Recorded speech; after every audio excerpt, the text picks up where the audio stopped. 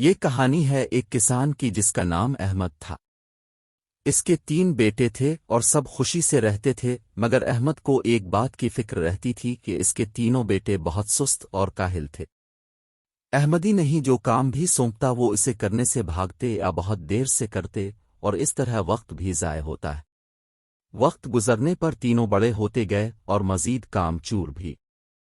پھر بہت سوچنے کے بعد احمد کو ایک ترکیب سوجھی۔ اس نے اپنے تینوں کام چور بیٹوں کو بلایا اور آن سے کہا کہ پیارے بچوں، ہماری زمین کے نیچے سونا چھپا ہے جس کو پا کر ہم مزید امیر ہو جائیں گے اور خوشحالی سے رہیں گے، لیکن یہ سونا میں اکیلا تلاش نہیں کر سکتا۔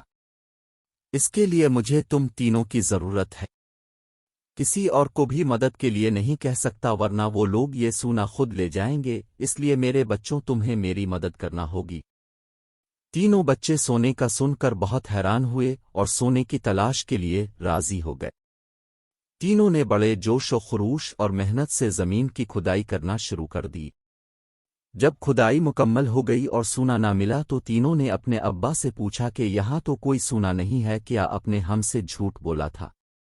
احمد نے کہا، بالکل نہیں، جھوٹ بولنا بہت بری بات ہے، میں نے بالکل جھوٹ نہیں بولا۔ احمد نے ان تینوں کو بیج دیے اور کہا کہ زمین میں ڈال دو۔ احمد نے کہا کہ بیٹا خزانہ یہی موجود ہے، مگر تم لوگ جلدی کر رہے ہو اور جلدی کا کام شیطان کا ہے۔ اب تم لوگ وضو کرو اور دعا کرو کہ تمہیں خزانہ مل جائے اور ہمارے علاقے میں خوب بارش ہو۔ تینوں نے ایسا ہی کیا اور ان کی دعا بھی قبول ہوئی اور خوب بارش ہوئی، اور کچھ ہی دن میں زمین سے پودے اگنا شروع ہو گئے۔ پھر کسان نے اپنے بیٹوں سے کہا کہ دیکھو یہ ہے وہ خزانہ جس کا میں نے تم لوگوں سے کہا تھا۔ جب کوئی شخص محنت کرتا ہے تو اسے اس کا پھل ضرور ملتا ہے۔